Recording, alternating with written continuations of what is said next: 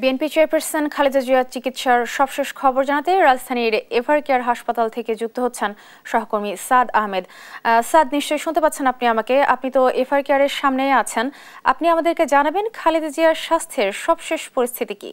সবশেষ অবস্থা যদি বলতে চাই, সবশেষ অবস্থা কিন্তু এখনও অপরিবর্তিত এবং তিনি কিন্তু চিকিৎসকদের নির্দেশনা শুনতে পাচ্ছেন, এমনটাই কিন্তু আমাদেরকে জানানো হয়েছে। এবং গেল মঙ্গলবার কিন্তু দুপুরে তার ব্যক্তিগত চিকিৎসক ডক্টর AZM জাহিদ হোসেন কিন্তু এই তথ্য জানিয়েছেন এবং এরপর কিন্তু এখন পর্যন্ত কোনো ধরনের ব্রিফিং কিন্তু করা হয়নি। এবং গতকাল কিন্তু আমরা জানতে পেরেছি যে যুক্তরাজ্য এবং চীনের যে বিশেষজ্ঞ প্রতিনিধি দল তারা কিন্তু এখানে এসে পৌঁছেছেন এবং তারা কিন্তু তার চিকিৎসা দিচ্ছেন, এমনটি কিন্তু আমরা জানতে পেরেছি।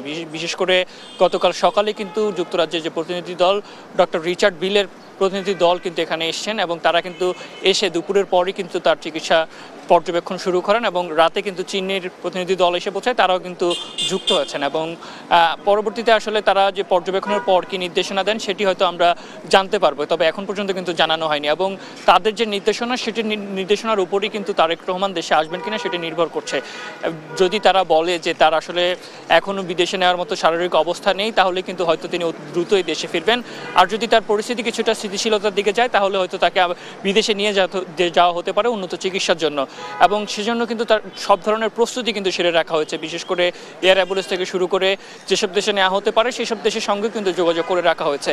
বিশ্বাসসহ সব ধরনের আনুষঙ্গিকতা কিন্তু নেওয়া হয়েছে, এমনটি কিন্তু বিএনপি পক্ষ থেকে জানানো হয়েছে। এবং গতকাল কিন্তু আমরা দেখেছি যে গতকাল সন্ধ্যায় প্রধান উপদেষ্টা প্রফেসর ডক্টর মোহাম্মদ ইউনূস কিন্তু এখানে এসেছিলেন এবং তিনি কিন্তু বিএনপি চেয়ারপারসন বেগম খালেদা জিয়ার স্বাস্থ্যের খোঁজ খবর কিন্তু নিয়েছেন এবং খালেদা জিয়ার ব্যক্তিগত চিকিৎসক ডক্টর AZM জাহিদ হোসেন কিন্তু তার কাছে খালেদা জিয়ার সর্বশেষ পরিস্থিতি কিন্তু তুলে ধরেন। এবং এর আগে কিন্তু গেল মঙ্গলবার রাতে কিন্তু তিন বাহিনীর প্রধানরা কিন্তু এখানে এসেছিলেন, তারা কিন্তু তার স্বাস্থ্যের খোঁজ খবর নেন।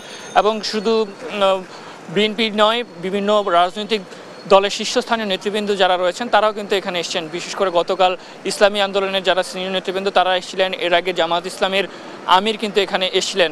এছাড়াও উপদেষ্টা পরিষদের যারা সদস্য রয়েছেন, তথ্য উপদেষ্টা, আইন উপদেষ্টা, স্বরাষ্ট্র উপদেষ্টা, প্রাণী সম্পদ উপদেষ্টা সহ অনেকেই কিন্তু এখানে এসে তার স্বাস্থ্যের খোঁজ খবর কিন্তু নিচ্ছেন।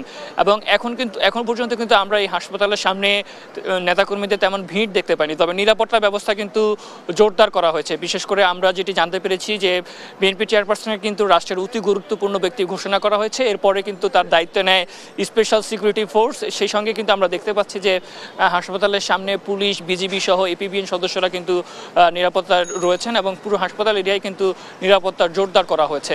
তো এই ছিল রাজধানীর এভারকেয়ার হাসপাতাল থেকে আমার কাছে সর্বশেষ।